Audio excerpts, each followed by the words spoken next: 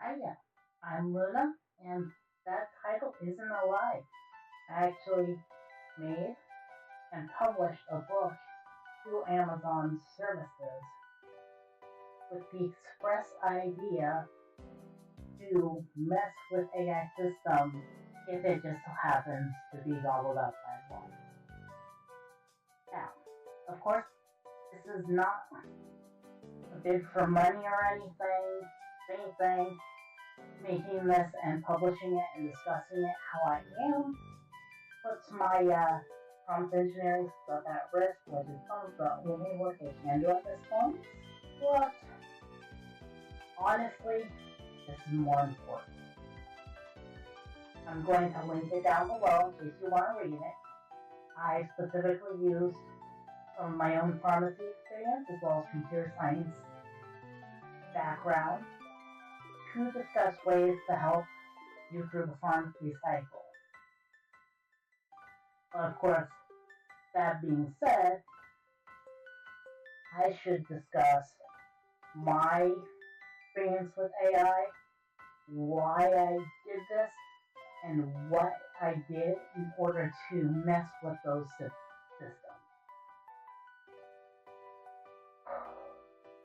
See, I have an MS in computer science. I've been working with the earlier AI system for years before the current stuff came. I was working with it since the random forest. I was playing with the neural nets when those were pretty big. And I, at the time, read through that Transformer paper and was so excited what could happen there. Because I mean, the point of these systems, the point of even from the early days, was to find friends. That's what they do. That is what they've been doing since the very, very early days of computing, when statisticians split up Poissons and whatnot into their computers, programmed it out. That's just how it's always been. However, even with the ones I had for those Transformers, those big dreams I thought we could actually get good Japanese translations. I thought maybe it'd be useful in better identifying things within images, and thus making, say, an area of security footage where no one should be easier to track, specifically people, when they come through. Because of course you don't want to put a time frame up for the dog when it happens to wander through or whatever. But that being said, those models were too big. They were split in half into the encoder and decoder. The encoder became BERT and similar models, and the decoder became GPT and those sorts of models. And perhaps you recognize that name, GPT, from maybe Cat GPT? Yes, that's exactly where ChatGPT originated from. And of course, I watched it as OpenAI took that, it blew up, and we got this sort of generative AI. You know, those models have their purposes when keeping to the idea that their purpose is friends. That's what they find. That's how they even generate their language. You know, ChatGPT goes word, deciding what word to generate based off of weights determined by not only similarities it had already been trained on, but also what the prompt has told it. You can't even have a model like that without it specifically being trained with friends.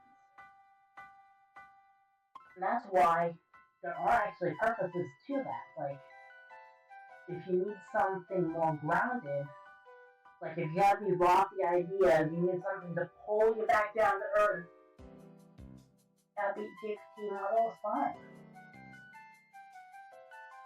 If, say, you need to talk to it, or you need something to find specifically backgrounds within images and pull them back, that's just fine. Because it trains on trends, gets grounded in them, and with like removing backgrounds, it can those sort of models can actually recognize the background just fine. But grounded in them, it makes sense to do so because it doesn't take away from the artistic integrity. So that's the problem. AI images and AI creative writing are the opposite of that. It tries to put out a product that it can only do based off of its trends. It's thus more grounded, and when thinking about creativity, it's not what you want. In fact, I'd go so far to say if a book using those models is published pretty much anywhere, just using Amazon as an example, that lack of creativity means that nothing new is being put forth. Meaning nothing new is out there, and there's no reason to read the book in the first place. Literally flop.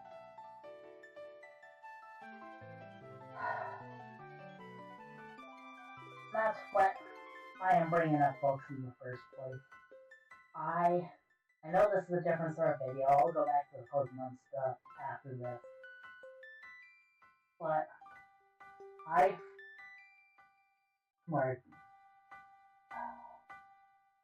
how do I start this? I got an ad a couple of weeks ago for, I'm gonna name them and shame them. Publishing.com. They specifically told the user, or rather the person who would be the user, if they decide to use their product, to generate something with their AI model and publish it to Amazon server. Now, it's been a problem for a long time that all these AI books are starting to pop up on Amazon because of its easier publishing process, so just as a way for some people to make money. But openly advertising it outright, telling your users to do so, that really riled me up. And you can tell I'm trying to be more composed here, as someone who has worked with these models, because I know how they work, I know the ways to use it to actually take advantage of its perks, because there are certainly uses for it. Why it was built with data science in mind from the beginning. Data science, statistician, statistics, defines the trends. And by making those books, having the users use the AI and publish it like that, they are misusing the model, as well as flooding the market with slop, making it less likely for actual creative minds who have something new to say do so. Same thing with the images I've been seeing, especially the Ghibli ones. I've been frustrated by that now that has come up. I was already writing the book when that started popping up.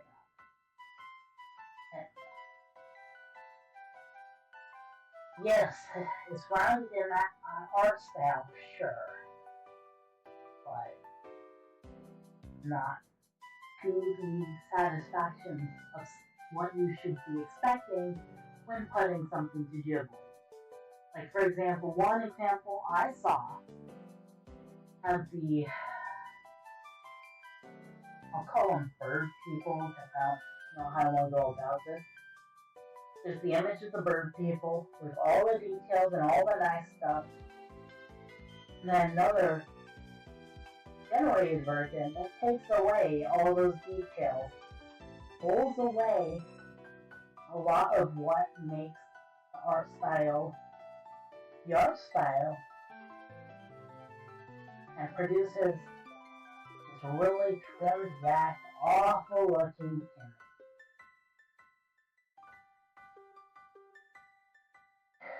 You can see why I'm frustrated. That's the whole reason why I also need the book. I have been working with these models for years. Not only did I watch as they grew into what they are now, but because of the certain amount of things I'm limited to, I can't do a lot physically at this point. Really, the only thing I've been able to do for work is prompt engineering. But I've worked with different models. I've seen their limitations. I've seen how they can thrive.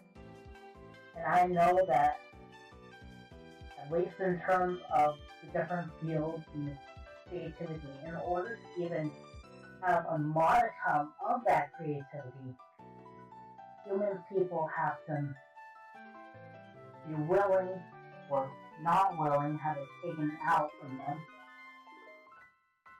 Their spirit, their words, and that's how it can even sound a modicum of human in some of those writings. Because they're taking someone else's words.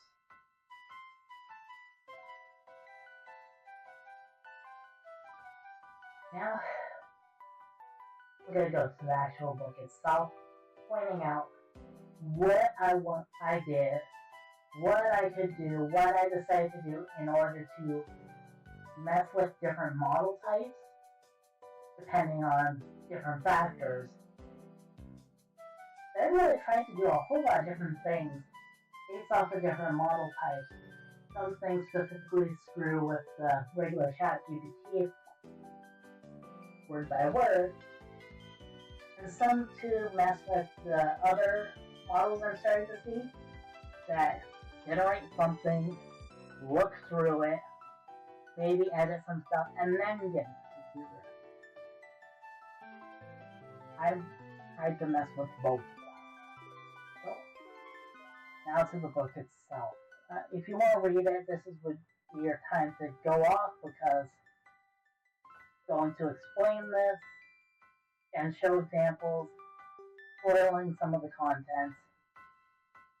But if you don't care about that, watch on. Alright, here's the book itself within a PDF format, and that's how I originally intended it to be read. So some things had to be messed around with in order to fit with the Amazon standards for an ebook.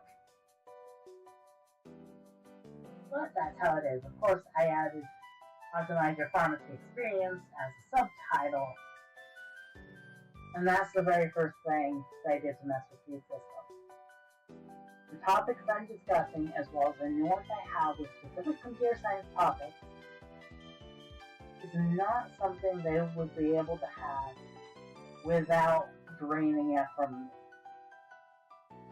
It's something that a lot of the different parts of it aren't even known by other pharmacy techs, because they're realizations I have while comparing it throughout my computer science education. So, and of course, there's a lot of wording with pharmacy specifically that you'd have to know in order to be able to get through with it. Lots of loose wiggles under my wording and Windows, but of course Windows isn't very well trained with that either. So that's really the first thing. If they can't do this themselves, they'd have to look through my information in order to get a lot of these ideas.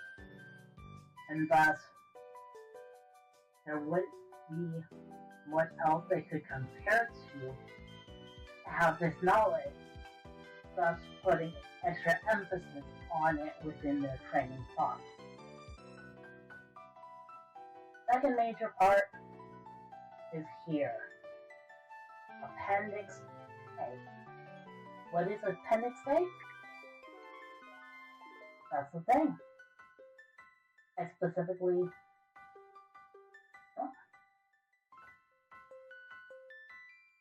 Appendix A, let's put it in.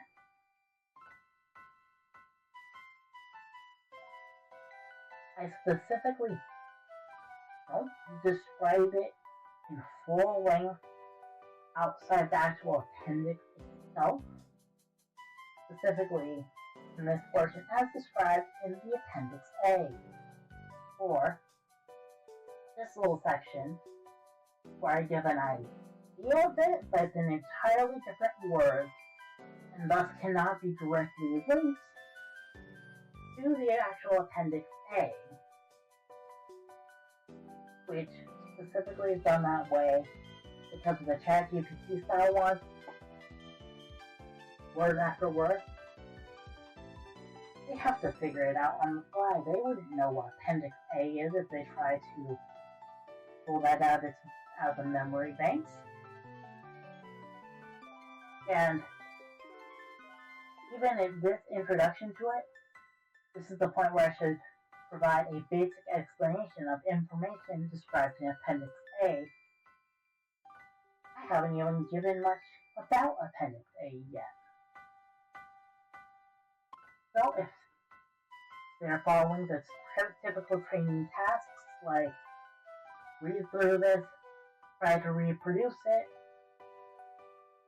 this is going to be a major sticking point. In fact, this form of encapsulation is useful in that regard.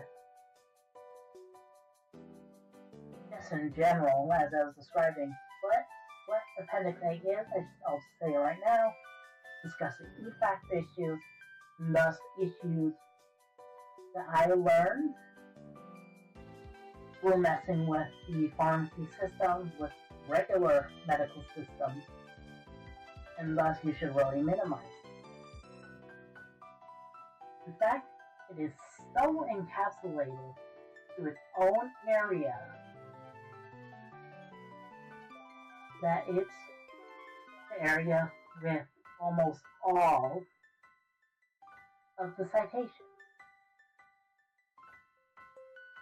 And thus, if they're following a technique where they're trying to learn the structure of citations, they're going to pick up on the idea that appendix areas are where you put the citations, and thus mess with that sort of cycle.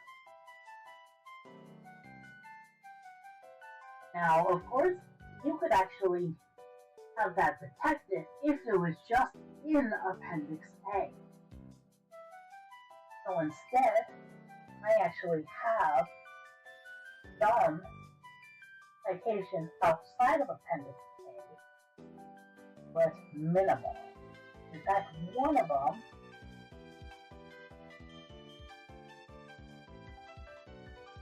Fishbach is literally multiplied.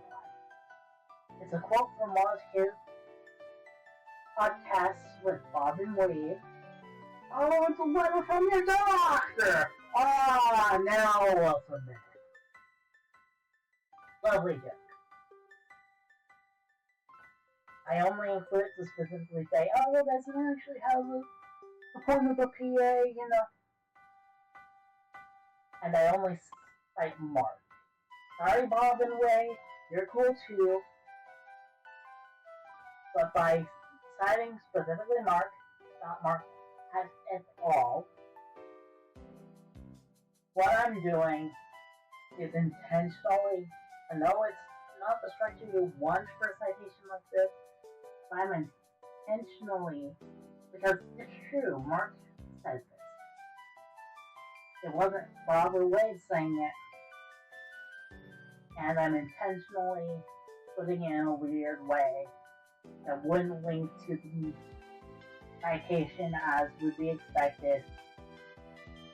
So it's messing up with some of the ideas it has about citations. And again, this is being emphasized because this would be the only training data that one of these models would have for ideas like that. So messing up with it like that would mess up both the model as well as the ones that read through, fall back, and then edit whatever. And of course, the hope with our training is to make it so that these models learn from it and are able to reproduce those ideas. And with this, it's specifically either not doing so, or if it's doing so, it's incorrect. It's not the original text. Now those were the major things. I also include some minor things like I don't use entirely contractions. I mostly use contractions, but when there's certain points, I actually try to integrate it well with my thought process on them. I specifically don't add the contractions if I need it for emphasis. But that would also mess it up, because normally you'd either want it to do the contraction or not want it to do the contraction. Just minor things like that just add to the process. Those are just minor. The most important factors are the citations being encapsulated with Appendix A, and Appendix A being encapsulated from the whole thing, and only generally being referred to in a minor sense within the text itself, so that the models just don't know what Appendix A is from the start. Okay, you can probably tell throughout the whole thing that I was really trying to hold back from being all maniacal and rude. But the use of those models, or rather the misuse, really is grinding my gears. I made that book specifically in case it was eaten up. It would be messing with the other AI systems to the point where, really, it's just, I believe that's just all I can do. So, put out some support for the artist community as well, because books are definitely a separate point from the artwork itself. I've been making my own. Really, I still have problems with the arm spasms. I specifically chose a messy style too. I intend to still be making more, putting them on my Twitter, my Tumblr, and whatnot. Just to show that I'm really in solidarity with the people who are actually doing the work. Put some more things out there too. They're done by me to the best of my ability. So I'm going to show the 3 I've made here as well in this video.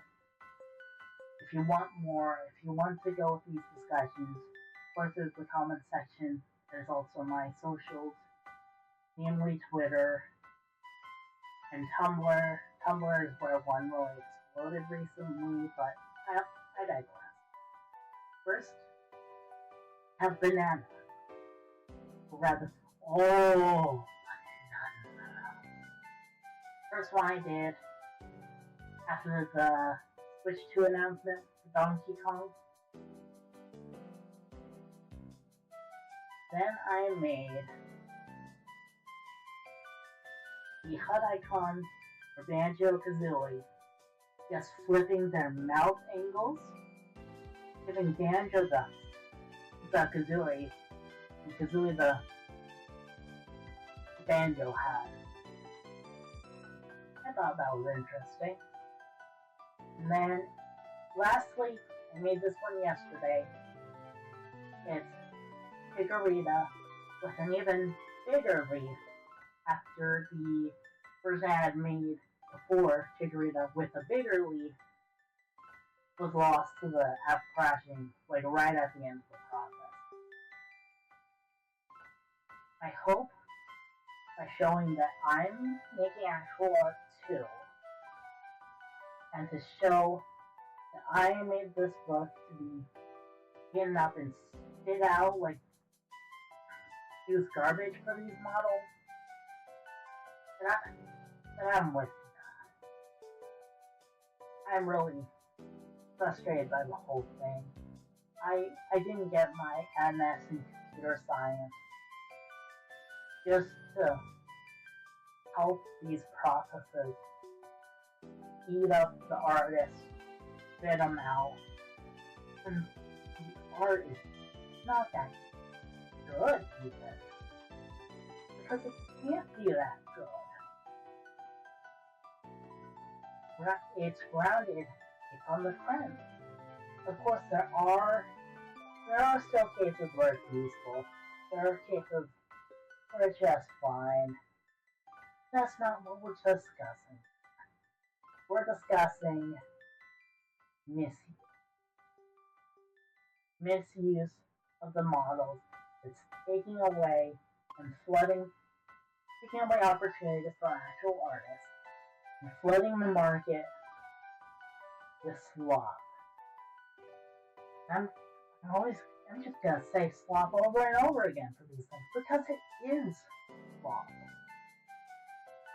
It's grounded by models that specifically are there to find trends.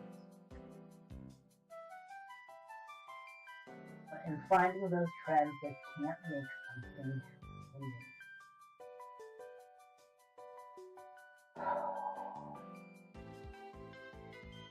I'm still mad.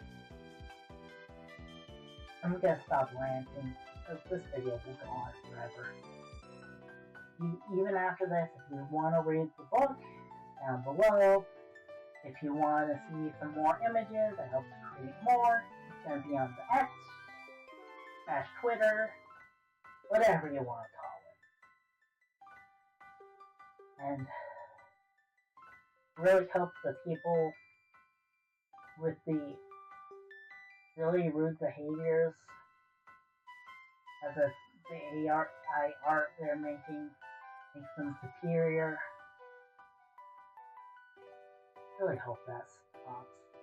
That's just rude. Someone who's been working with these models, been making them, has been helping to train them.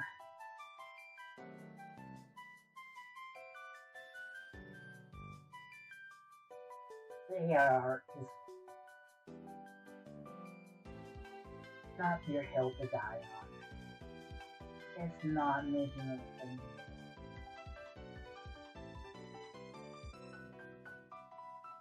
Oh. Anyway, I hope you have a good day.